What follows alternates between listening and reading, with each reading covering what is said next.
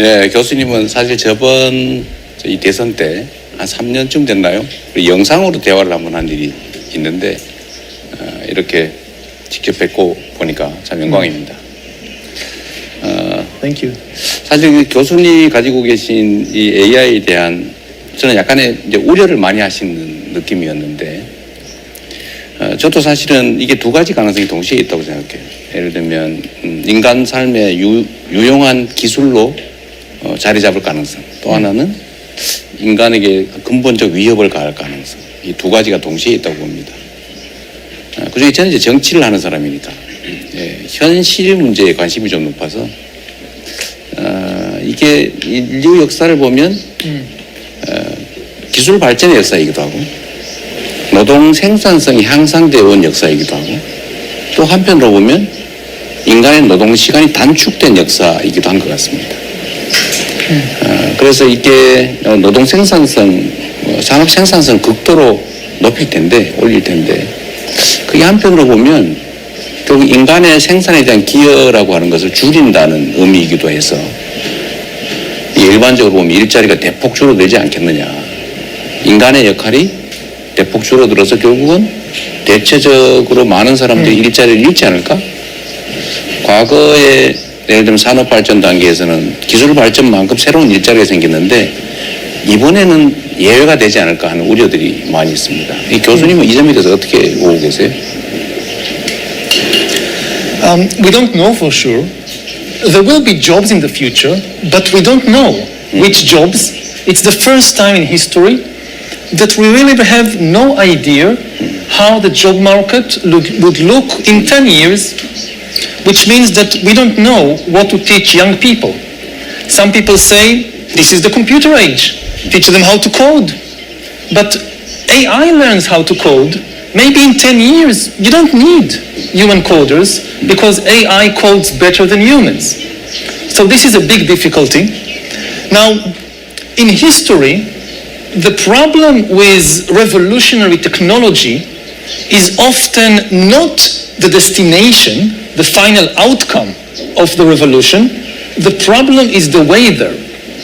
If you look at the technology of the Industrial Revolution, steam engines, electricity, the internal combustion engine, in the end, you can say that industrial societies were better than agrarian societies that came before.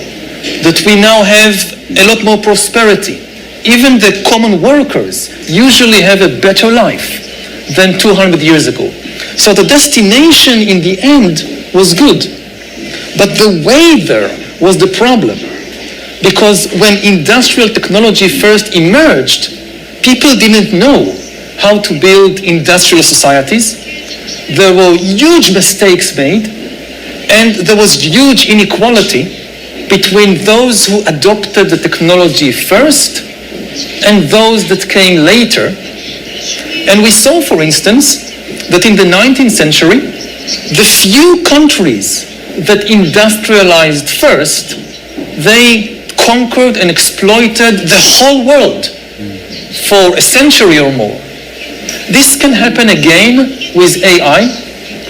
AI can create big inequalities within society and also even bigger inequalities between different countries if just a few countries, most clearly the USA and China, monopolize the AI, and there will be a lot of wealth and a lot of jobs in California or in Shenzhen, but very few jobs anywhere else. So the question is not just what will be the final destination of the AI revolution. The question is, how do we make sure that the road there is a good road and is beneficial to everybody, not just to a few people in a few countries? 교수님 말씀 잘 들었습니다.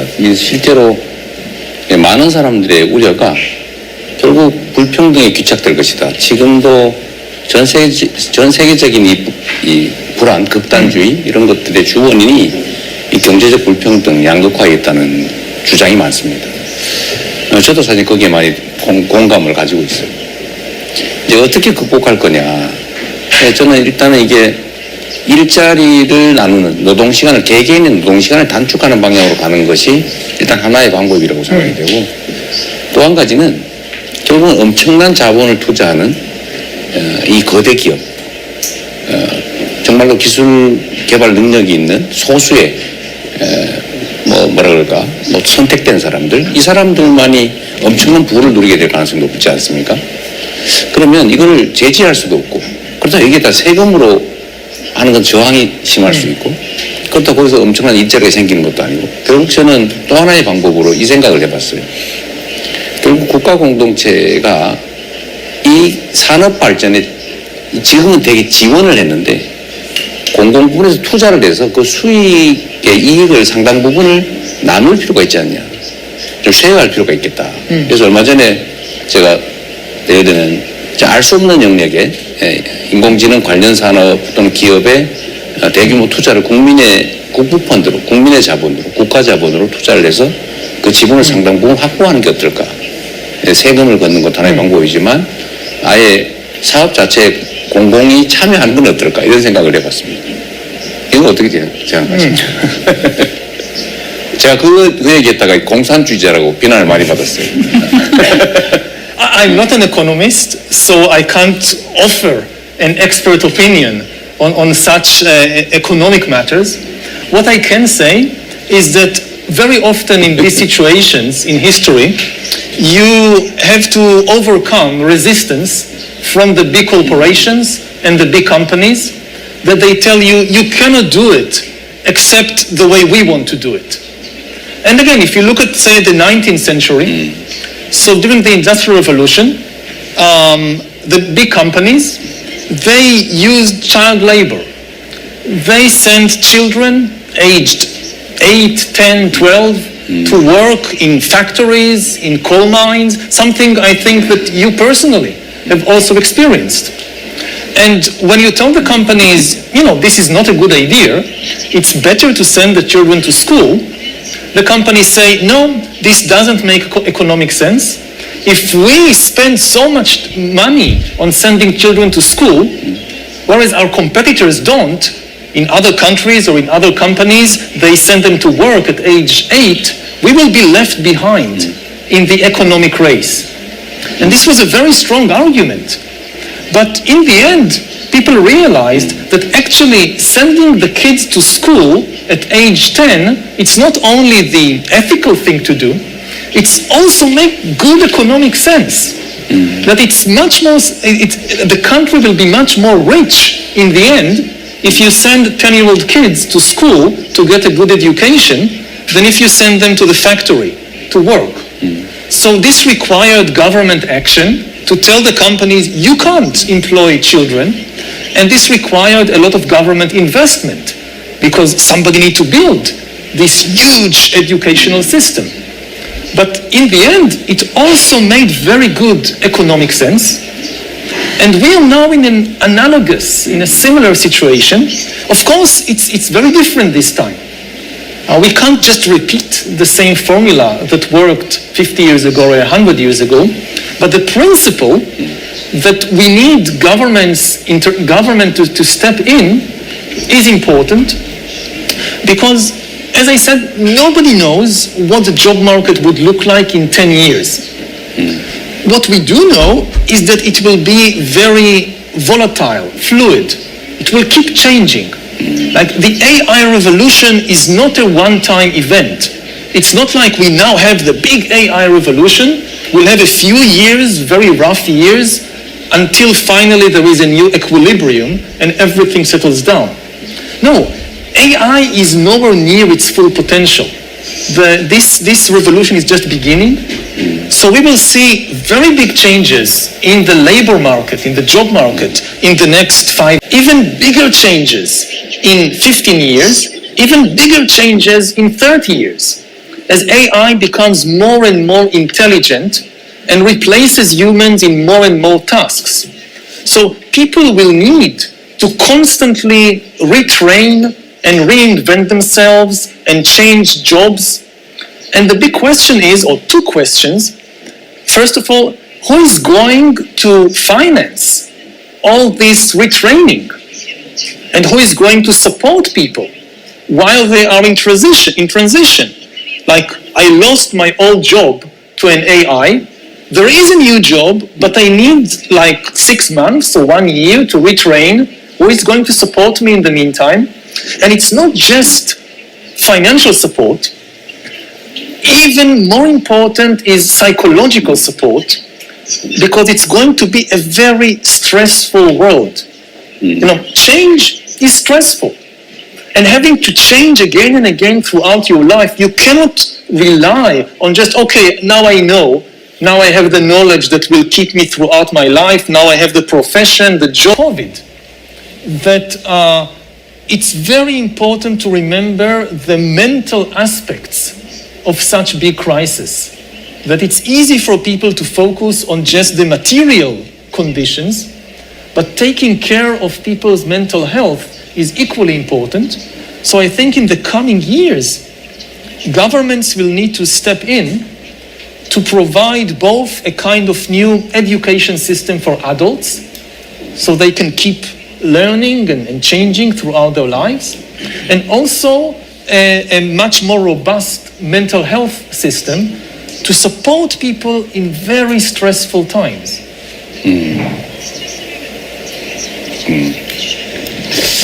아까 말씀 중에 그 영국의 산업혁명 초기에 8살, 10살짜리 아이들을 밤새 일을 시켜가지고 다 결혼도 하기 전에 다 죽어가는 바람에 결국 어느 시점이 되니까 노동자들이 재공급이 안 돼가지고 자본가들끼리 협약을 맺었다는 거 아닙니까? 우리 10살 미만은 쓰지 말자. 밤 10시 이후에는 여성은 집으로 돌려보내주자. 이게 이제 노동법이라고 하는 법률의 그 제정 출발이었죠. 근데 지금 인공지능이 지배하는 사회에도 사실은 생산성이 엄청나게 올라갈 텐데 결국 이 생산의 결과물을 특정 소수 또는 소수의 기업들이 독점할 가능성이 매우 높죠.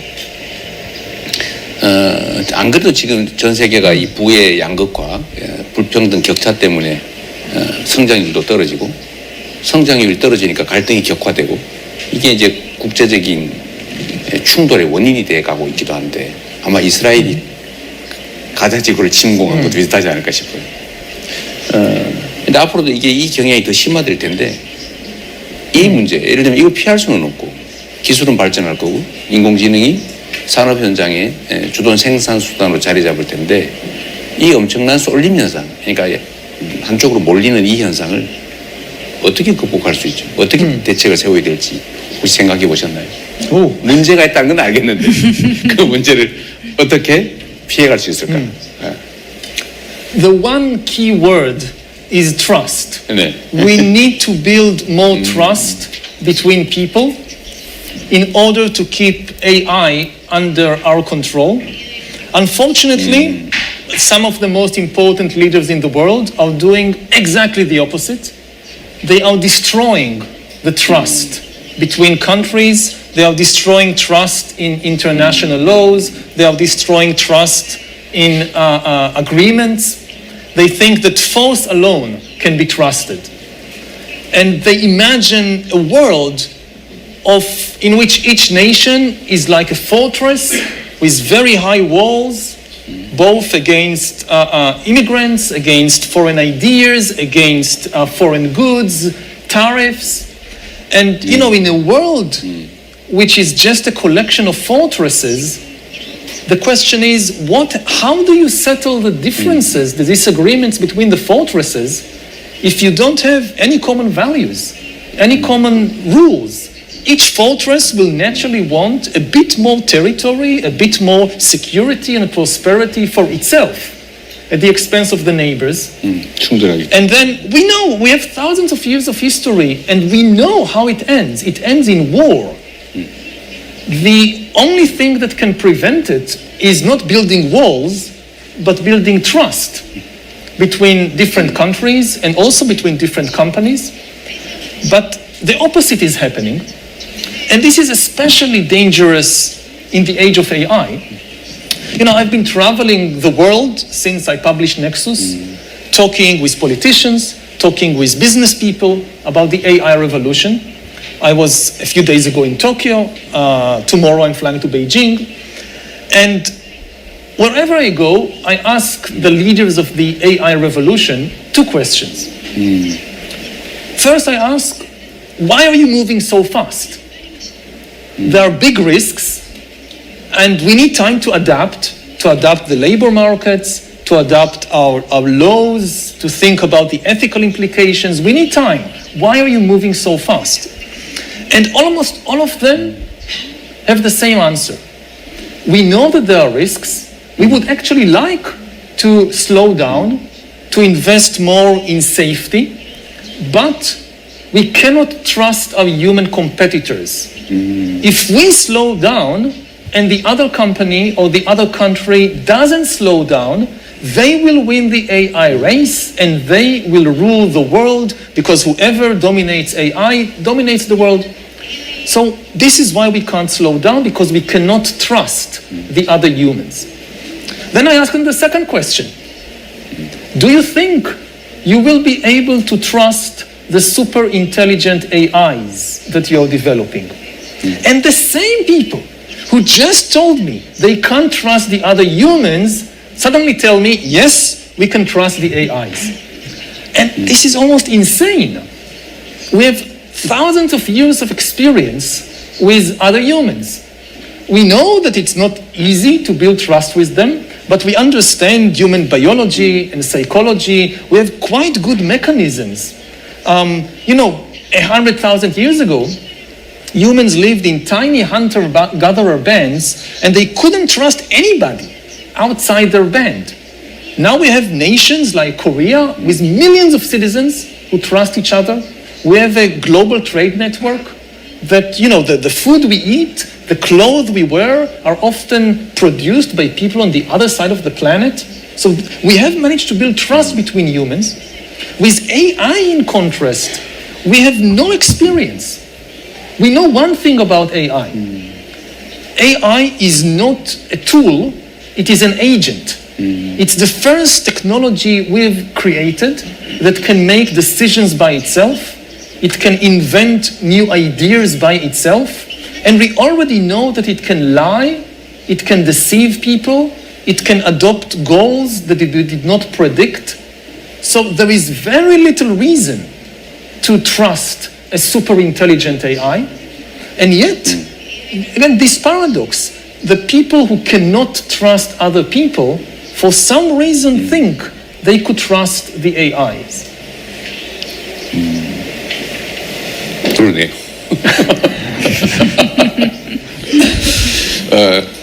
타민족들도 이제 문화적으로 접촉하고 이해하면서 우리 하나의 공동체 안으로 포섭됐는데 인공지능은 그럴 가능성이 매우 적다고 보시는 겁니까? 충분히 통제할 가능성이 많지 않다? 이렇게 보시는 건가요? It depends on how we build it and how we integrate it into society. I don't think it's evil. I think AI could be the best invention in human history.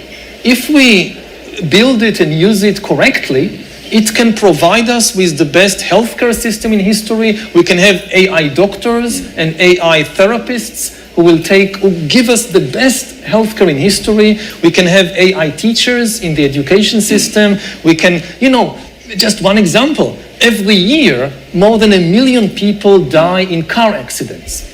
Most car accidents are the result of human error, like somebody drinking alcohol and driving. AI doesn't drink alcohol. If we give AIs control of the vehicles, self-driving vehicles, we could save 1 million people every year. So I'm not against the development of AI. I'm just saying it needs to be done in a responsible way, and we especially need to think about how we integrate it into society. Because, again, when you develop AI in a laboratory, you can only test certain things. You can test certain potential accidents. But you cannot simulate history in a laboratory. And by that I mean you have no idea, even if you made all the tests you want in a laboratory, you have no idea what will happen when you release millions of AI agents that can make independent decisions and invent all kinds of new ideas, and you release them to the world, to the economic system, to the military system, and they start interacting with millions of people.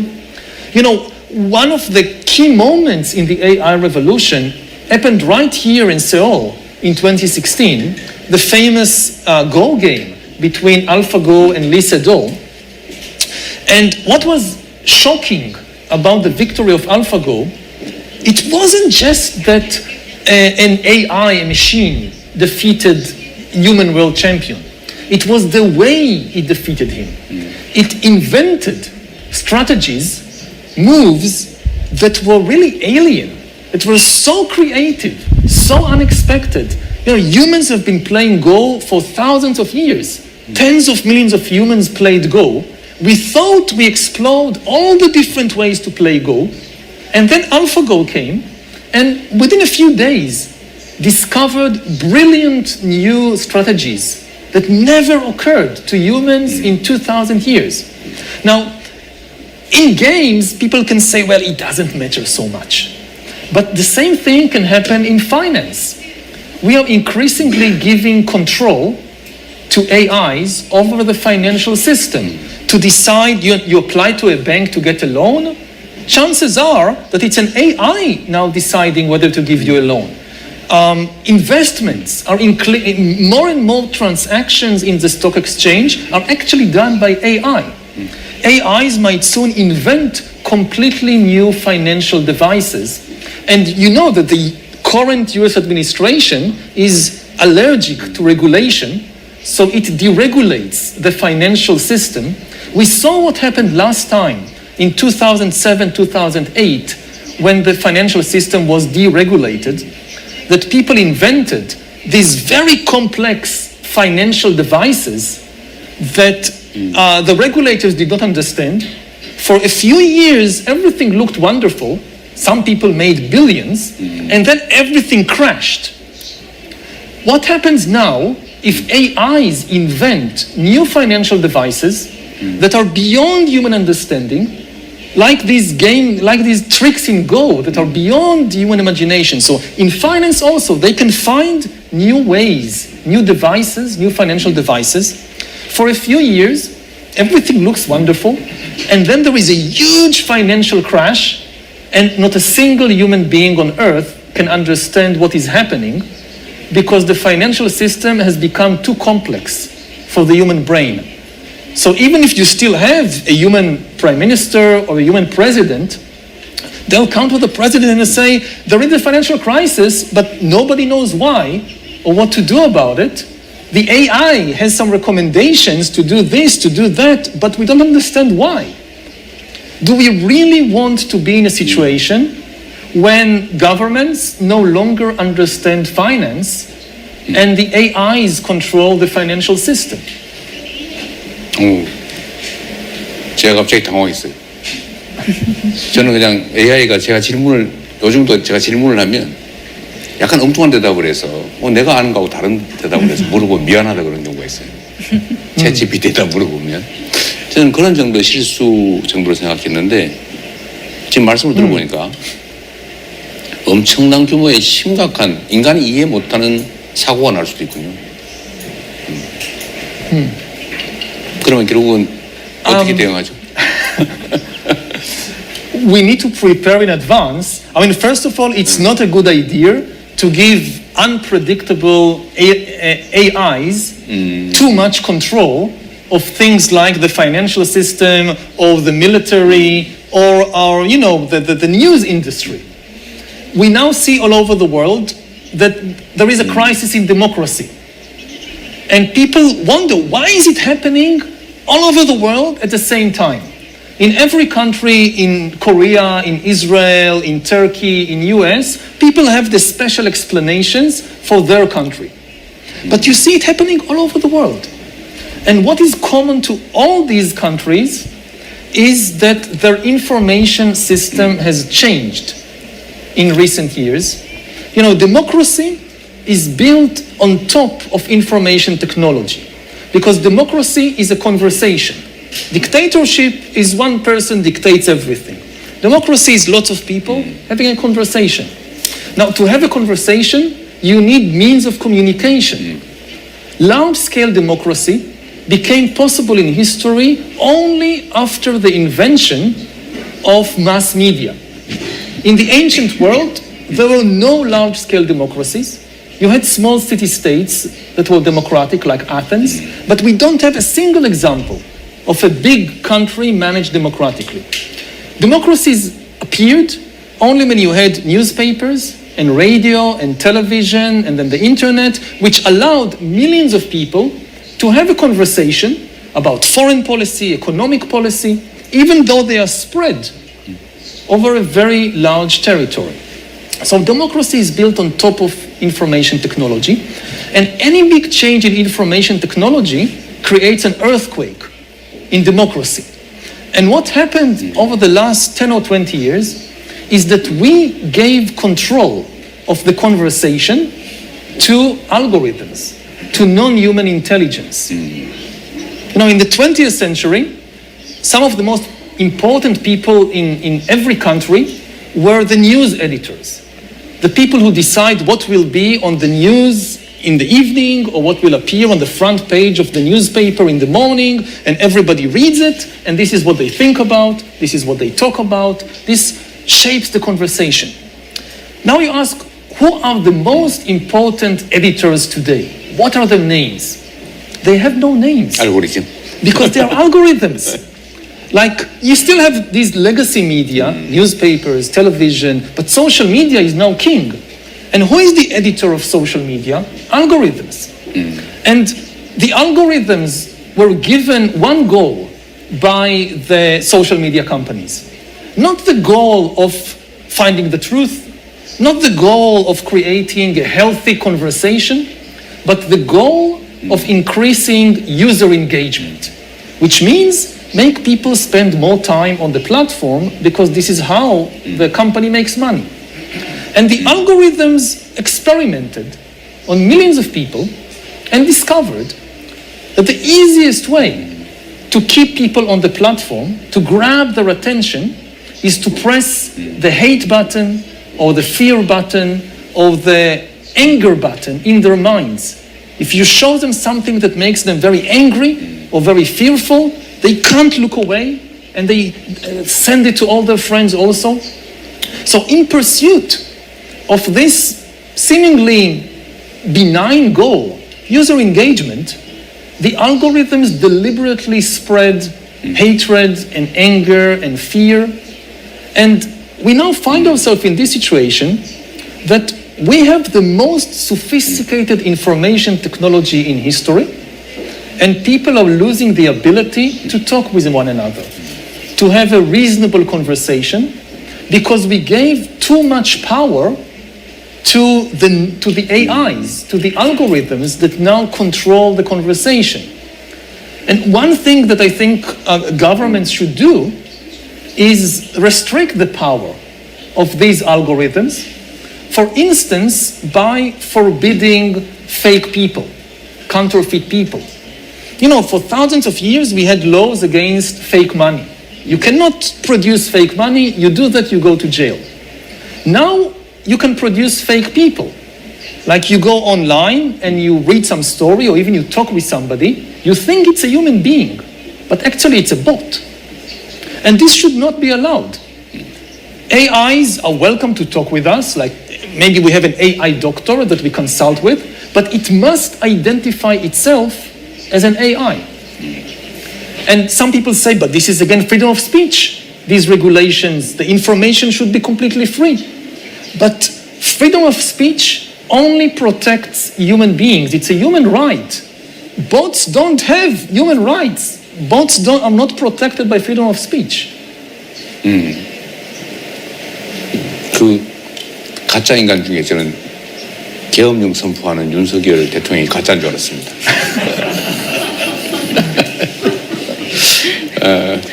하여튼 뭐 여러 영역에서 이 알고리즘이 가지고 있는 맹점, 그러니까 사람을 한쪽으로 편향되게 몰아가는 거. 인간은 정말 다양해야 되는데 They can, yeah. 많은 것들을 봐야 하고 많은 경험을 가져야 되고 생각도 비판적으로 생각도 좀 하고 A의 생각을 했다 그 반대의 생각도 좀 할 수 있는 이런 유연함이 있어야 되는데 이 알고리즘이 사람을 한쪽으로 몰아서 한쪽 사고만 하게 하는 그런 심각한 문제가 있는 것 같긴 합니다. 근데 그거를 예를 들면 윤리적으로 또는 규범적으로 통제되지 않고 있다는 거죠. 돈을 벌기 위해서 많은 사람을 모으기 위해서 한쪽으로 몰아가는데 이걸 지금 현재는 통제할 방법이 없다 그 말씀인 거죠. 열심히 통제할 방법을 찾아야 되겠군요. Yeah, exactly. And again, I'm not against using the AIs and the algorithms. If you look at the communication system we have today, the internet, the social media, it cannot function without the algorithms. But we just need proper regulations. So again, the most basic one is that algorithms cannot pretend to be human, which I think nobody should object to that. Because it doesn't harm the freedom of speech of human beings, it only limits the freedom of speech of bots and algorithms, and they shouldn't be treated as if they're humans with rights. And I think the other key thing is that companies should be liable, should be responsible for the actions of their algorithms, not for the actions of their users, but for the actions of their algorithms. You know, if a car company produces a defective vehicle and there is an accident and somebody is killed, we hold the car company responsible. Why should it be any different with companies that produce algorithms and AIs? They should also be responsible. So for instance, if an algorithm deliberately spreads hatred and lies, again, don't punish the users, but the company that produced the algorithm, it should be responsible if its algorithm deliberately spreads fake news and conspiracy theories and so forth. 오늘 말씀을 들어보니까 이 정치인으로서 유용한 조언이 많은 것 같습니다. 그런데 이런 점은 또 있는 것 같습니다. 그러니까 이게 새로 시작하는 영역인데 과도한 규제가 기술 개발이나 발전을 가로막는다 라는 일반적 지적이 좀 많은 편입니다. 그러니까 이 새로운 기술이 가지는 위험성, 잠재적 위험성이죠. 지금 뭐 그렇게 현실화되지는 않지만 이 인공지능이 가지게 될 앞으로 낳게 될 심각한 문제, 예측되는 문제들을 지금 말씀을 주로 하시는 거잖아요. 근데 이제 현실 세계에서는 아직 그렇게 된 것도 아닌데 왜 그 가능성을 보고 기술 개발이나 발전을 가로막느냐 또는 예를 들면 이걸 사업 아이템으로 만드는 것을 왜 막느냐 이런 지적들이 상당히 많은 것 같습니다. 특히 이제 AI에 대한 윤리 규범 제정이라든지 사전적 통제 이런 거에 대한 반발은 상당히 많은 편이에요. 신기술 영역, 특히 AI나 이런 영역에 대해서는 이제 국제적 경쟁이 워낙 치열하다 보니까 아까 말씀하신 것처럼 우리가 밀리지 않을까라는 그 다급함, 혹시 소외되지 않을까 하는 두려움 이런 것 때문에 우리라도 좀 빨리 가자 이런 경향이 좀 많은 것 같긴 합니다. Well, I mean, first of all, I agree we shouldn't have too many regulations. You know, if you have a country that regulates everything and it has perfect regulation, but nobody produces any technology in that country, so it's not helpful. So, but the idea that regulation is always bad for business, this is simply wrong. Like we already mentioned some examples, like regulation that you cannot use 10-year-old children in your factory.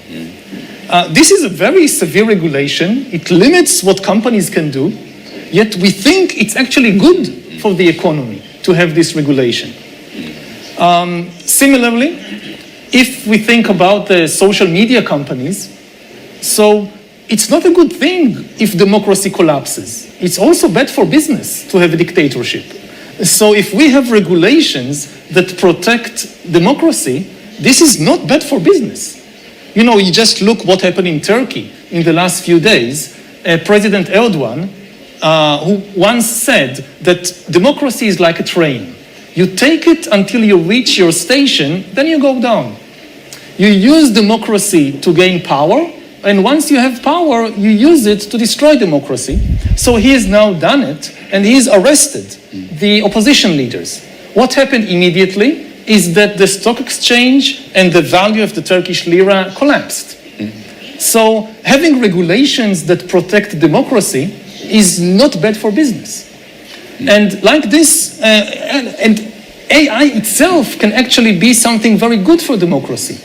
Like we saw in Taiwan, that maybe you have met Audrey Tang, who was the digital minister of Taiwan, and she had several initiatives of digital democracy, of how to use AI and algorithms in order actually to foster a better conversation and a stronger democracy.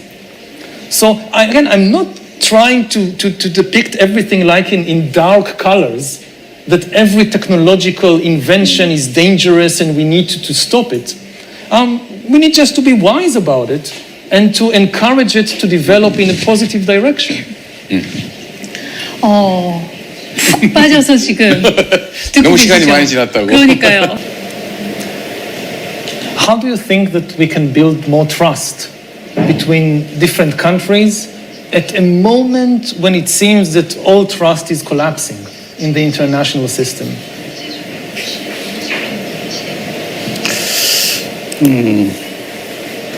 말씀하신 것 중에 이제 협력 관계에 있는 인간 간 또는 국가 간 관계들이 사실 최근에 상당히 위협을 겪고 있죠. 특히 아까 말씀하신 것처럼 각자의 성체의 성벽을 높이고 내 것만 지키려고 하고 타인에 대한 배려가 점점 줄어드는 사회가 사실은 좀 매우 위험한 상황을 향해 달려가고 있다고 생각해요. 인간 사회에서 지금 2차 세계대전 이후 지금까지 약 7, 80년간의 평화 시대가 계속되고 있는데 물론 크고 작은 충돌이 있긴 합니다만 가장 오랜 기간 평화가 유지되고 있다고 합니다. 그 반대로 얘기하면 다시 충돌의 시기가 올 수 있다는 거죠. 근데 최근에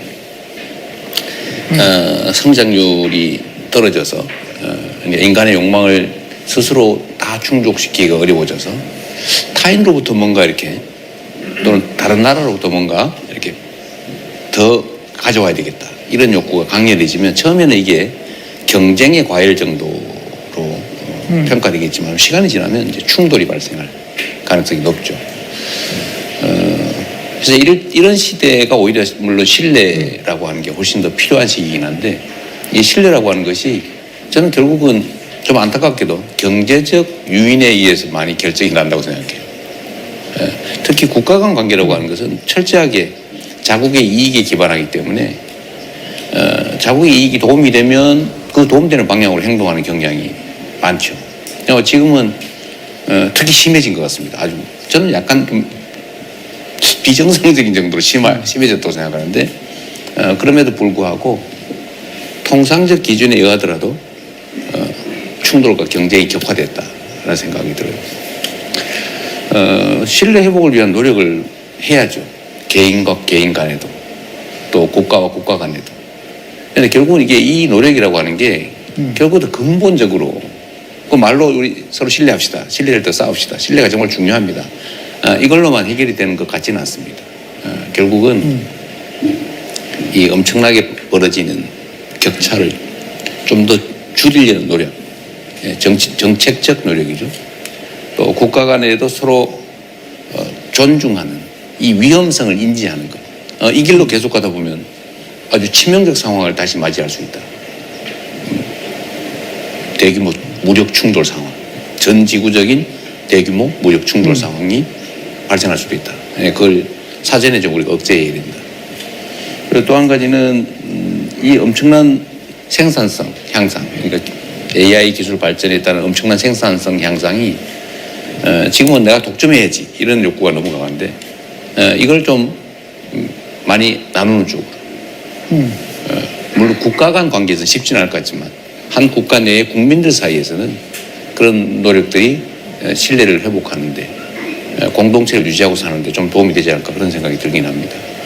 매우 어려운 과제라는 생각과 함께.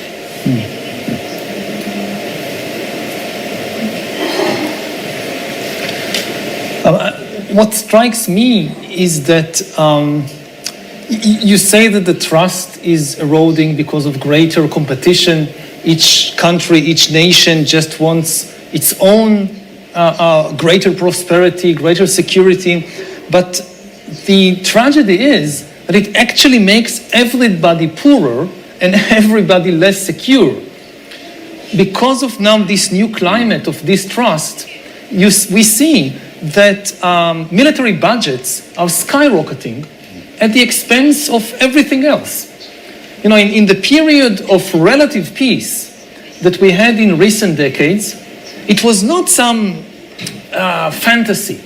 The best place to see that the liberal global order was actually working, was actually producing an unprecedented level of peace, is in government budgets.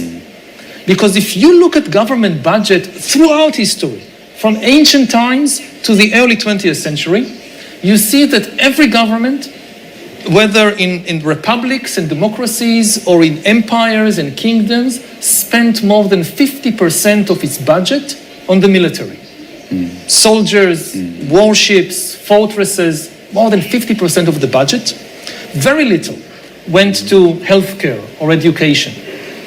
In the early 21st century, the average expenditure all over the world on the military was about 6 or 7% of the budget. That's all.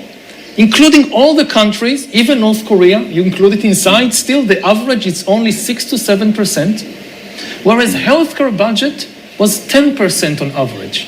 It's the first time in human history that governments spent more on healthcare than on the military. Now, with the collapse of trust, we see everywhere that countries are rushing to rearm. Hundreds of billions of dollars are invested in armament, in military, even in nuclear. Every country now wants a nuclear bomb because it can no longer trust the order and the deterrent of the Americans. So every country says, we also want it. And this actually makes all the countries far less secure because your neighbors also have a bigger army and nuclear weapons, so you feel less secure, and everybody is poorer. The only things that gets built is more tanks and missiles and AI weapons. So I think this is the biggest challenge facing politicians. It's not making something altruistic that is good for others and bad for our country. It's good for our country, it's good for everybody to rebuild the trust. I think that too many politicians around the world, they say to people that they have a choice between being good patriots and cooperating with foreigners. You know, people like President Trump say that there is a contradiction between what they call patriotism and globalism. But actually, this is a complete misunderstanding because patriotism is not about hating foreigners or hating minorities. Patriotism is about loving our countrymen and our countrywomen and taking good care of them. And to take good care of the people in our country, often the most important thing is to cooperate with foreigners. We saw it, for instance, during the pandemic, that scientists from all over the world cooperated to understand the virus and to find vaccines and treatments. And it's the same with keeping the peace. It's an interest of all the countries. I sometimes say that maybe the best model is something like the Football World Cup. I know that people in Korea really like football and have been doing very good in the World Cup recently. And you know, the World Cup is an amazing display of global cooperation and at the same time of patriotism, because everybody, you know, cheers and supports their national team. But you can't have a World Cup unless all the nations agree on common rules. If Koreans and Germans and Brazilians don't agree on common rules how to play football, like, I don't know, the Germans say, hey, we can hold it in our hands. You can't play football like this. So I think this is the model of how to combine some agreement on common rules with still you have competition and very strong patriotic feelings.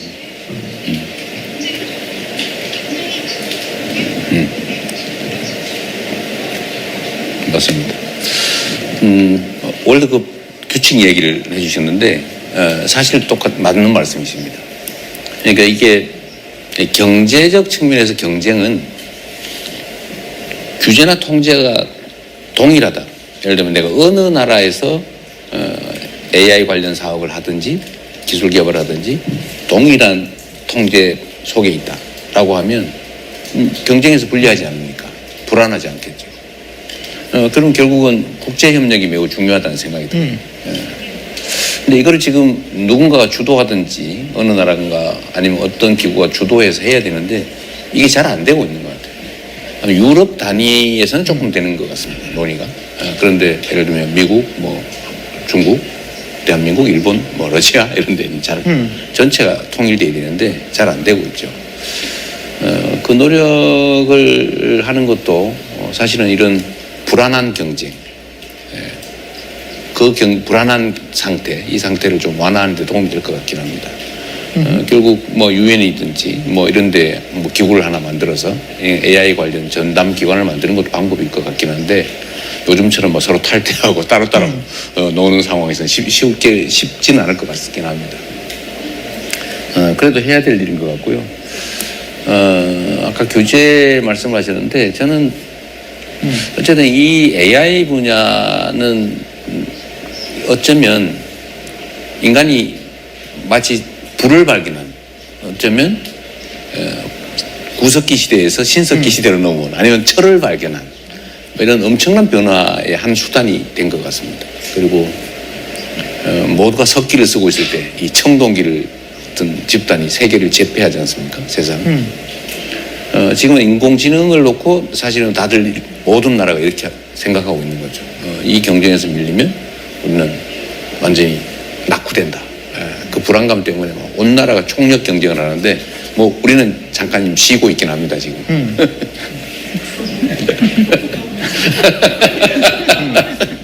그러나 그것도 우리는 다시 출발해야 되는데요.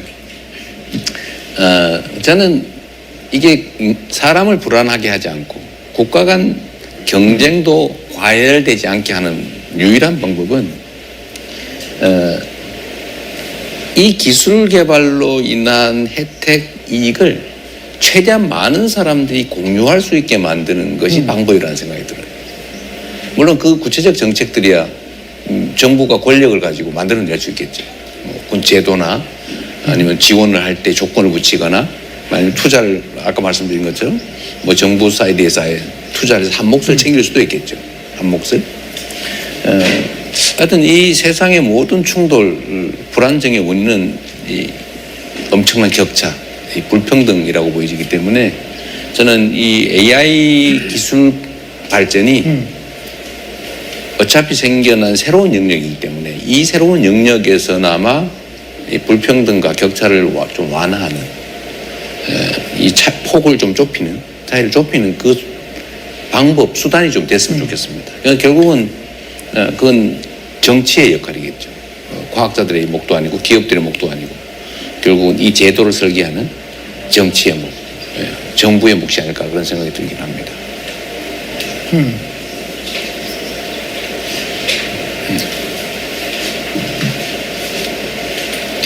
I didn't hear was it a question or? It's not No. working? Oh, okay. All right. Okay.